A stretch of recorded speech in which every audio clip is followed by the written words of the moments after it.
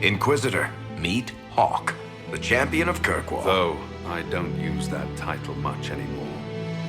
Hawke, the Inquisitor. I figured you might have some friendly advice about Corypheus. You and I did fight him, after all.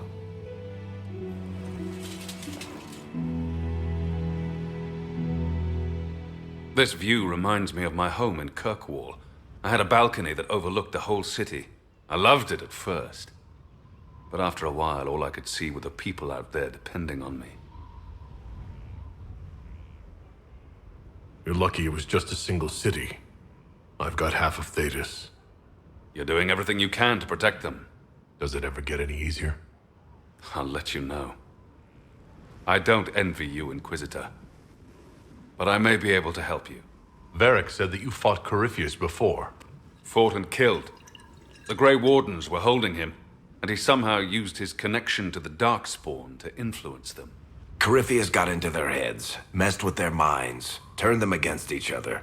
If the Wardens have disappeared, they could have fallen under his control again.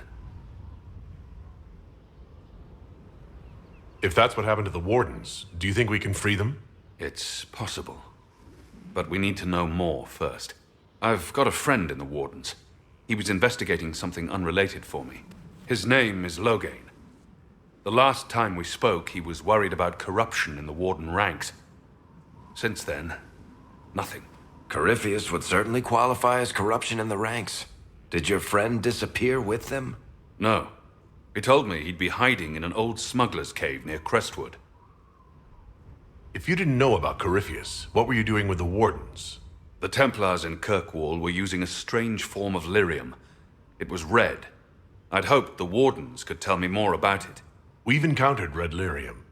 Corypheus was using it to corrupt the Templars and turn them into his slaves. Hopefully my friend in the Wardens will know more.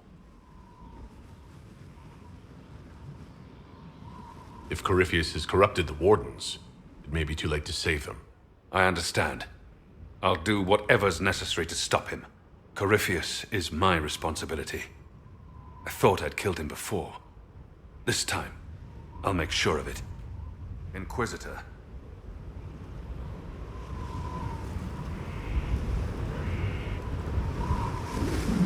You said you thought you killed Corypheus? The Grey Wardens had him imprisoned. They used my father's blood in a ritual to seal Corypheus inside. But he could still reach out and influence the Warden's thoughts. He sent them after me. And I didn't just think I killed him. When the fight was done, he was dead on the ground. Maybe his tie to the Blight somehow brought him back. Or maybe it's old Tevinter magic. But he was dead. I swear it. Where did you go after the mages rebelled? I heard the Chantry might be sending an exalted march to Kirkwall to put down the rebellion. I hoped that leaving would save lives and force the Divine to divide her forces to come after me. As it turned out, I needn't have bothered. All the circles started rising up, and the exalted march never came. I'd like to know more about Anders. What was he like?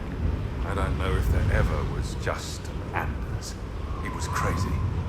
By the end, there was nothing left in him except this insane need to start a war no one could win. I assume Varric's been feeding you information about the Inquisition? What did he say about me?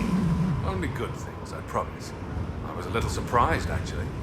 Varric isn't one for religion in general, but he thinks highly of the Inquisition. I think the exact phrase was, "has a good shot at fixing Blondie's mess." I heard you had family and friends in Kirkwall. Where are they now? My brother's a Grey Warden. I had my friend Aveline take him as far from Orlais as possible. When all the Wardens started acting strangely, I had to keep my family safe. Fenris would have killed himself to protect me. I didn't want to give him that chance. We'll talk later. I'll meet you at Crestwood.